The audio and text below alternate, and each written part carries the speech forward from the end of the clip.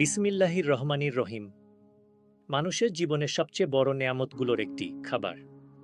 এই খাবার শুধু আমাদের শারীরিক প্রয়োজনই মেটায় না, বরং এটি আল্লাহর এক মহান দান, যা আমাদের জীবন ধারণের জন্য অপরিহার্য। এই নেয়ামতের সঠিক ব্যবহার আমাদের জীবনে বয়ে আনতে পারে অফুরন্ত কল্যাণ ও বরকত।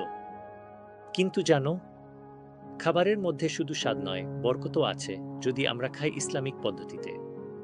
এই বরকত আমাদের জীবনে শান্তি ও সুস্থতা নিয়ে আসে, যা শুধু শারীরিক নয়, আত্মিকও বটে। ইসলামিক খাদ্যাভ্যাস আমাদের দেহ ও মনকে পবিত্র রাখে এবং আল্লাহর নৈকট্য লাভে সাহায্য করে। রাসূলুল্লাহ খাবারের ক্ষেত্রে আমাদের জন্য ছিলেন সবচেয়ে উত্তম উদাহরণ।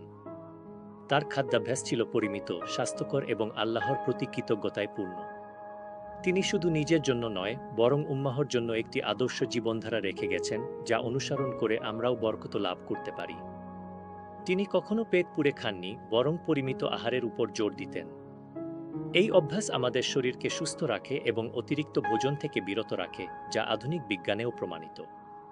পরিমিত খাবার গ্রহণ আমাদের হজম প্রক্রিয়াকে উন্নত করে এবং দীর্ঘমেয়াদী স্বাস্থ্য সমস্যা থেকে রক্ষা করে। তিনি বলতেন, পেটের 1/3 খাবারের জন্য, 1/3 পানির জন্য, আর বাকি 1/3 বাতাসের জন্য। এটি একটি বৈজ্ঞানিক এবং স্বাস্থ্যসম্মত উপদেশ যা আজও প্রাসঙ্গিক। এই সহজ নিয়মটি মেনে চললে আমরা অতিরিক্ত খাওয়া থেকে বাঁচতে পারি এবং আমাদের শরীরকে সুস্থ রাখতে পারি। রাসূল বলেছেন, তোমরা ডান হাতে খাও এবং ডান হাতে পান করো। এই নির্দেশনার পেছনে রয়েছে গভীর প্রজ্ঞা এবং স্বাস্থ্যগত উপকারিতা। ডান হাতে খাওয়া শুধু একটি সুন্নাহ নয়, এটি আমাদের মনোযোগ বৃদ্ধি করে এবং খাবারকে আরও ভালোভাবে উপভোগ করতে সাহায্য করে।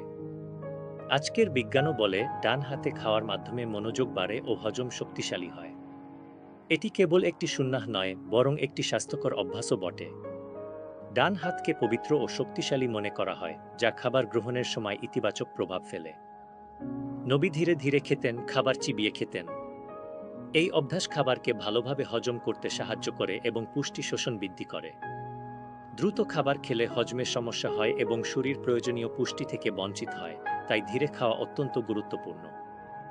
তিনি খাবারের পর আলহামদুলিল্লাহ বলতেন, কারণ তিনি জানতেন প্রতিটি গ্রাস আল্লাহর দান।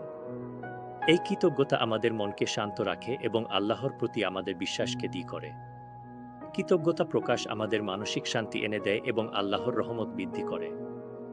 আল্লাহ তাআলা বলেছেন, হে মানবজাতি, হালাল ও পবিত্র যা কিছু আছে তা খাও। এই আয়াত আমাদের হালাল ও পবিত্র খাবারের গুরুত্ব স্মরণ করিয়ে দেয়। হালাল খাবার শুধু ধর্মীয় নির্দেশ নয়, এটি আমাদের শারীরিক ও আত্মিক সুস্থতার ভিত্তি। হালাল খাবার শুধু ধর্মীয় নির্দেশ নয়, এটা শারীরিক সুস্থতার মূল চাবিকাঠি। হালাল খাবার নিশ্চিত করে যে আমরা যা খাচ্ছি তা পুষ্টিকর এবং ক্ষতিকর উপাদানমুক্ত। এটি আমাদের শরীরকে বিষাক্ত পদার্থ থেকে রক্ষা করে এবং রোগ প্রতিরোধ ক্ষমতা বাড়ায়। নবী বলেছেন, যে খাওয়ার সময় আল্লাহর নাম নেয়, তার খাবারে বরকত থাকে। বিসমিল্লাহ বলে শুরু করা প্রতিটি খাবারকে বরকতময় করে তোলে। বিসমিল্লাহ বলার মাধ্যমে আমরা আল্লাহর কাছে সাহায্য চাই এবং তার রহমত কামনা করি। আর যে ভুলে যায়, সে যেন শেষে বলে, বিসমিল্লাহি আওয়ালাহু ওয়া আখিরাহু। এটি আল্লাহর প্রতি আমাদের স্মরণ এবং কৃতজ্ঞতার প্রকাশ। এই দোয়াটি আমাদের ভুলত্রুটি ক্ষমা করিয়ে দেয় এবং খাবারের বরকত বজায় রাখে। আজ থেকে আমরা প্রতিজ্ঞা করি, আমাদের খাবার হবে হালাল, পরিমিত ও শকরপূর্ণ। আমরা প্রতিটি গ্রাসকে আল্লাহর দান হিসেবে গ্রহণ করব। এই প্রতিজ্ঞা আমাদের জীবনকে আরও সুন্দর ও অর্থবহ করে তুলবে, ইনশাআল্লাহ। কারণ ইসলাম শুধু নামাজে নয়, আমাদের প্রতিটি গ্রাসেও শিক্ষা দিয়েছে কৃতজ্ঞতার। এই কৃতজ্ঞতা আমাদের জীবনকে আরও সুন্দর ও অর্থবহ করে তোলে। কৃতজ্ঞতা প্রকাশ আমাদের আত্মাকে পরিশুদ্ধ করে এবং আল্লাহর সাথে আমাদের সম্পর্ককে মজবুত করে। এই শিক্ষাকে আমরা আমাদের দৈনন্দিন জীবনে প্রয়োগ করে শারীরিক ও আত্মিক সুস্থতা অর্জন করতে পারি। আল্লাহ আমাদের সবাইকে বরকতময় জীবন দান করুন এবং তার দেখানো পথে চলার তৌফিক দিন। আমিন।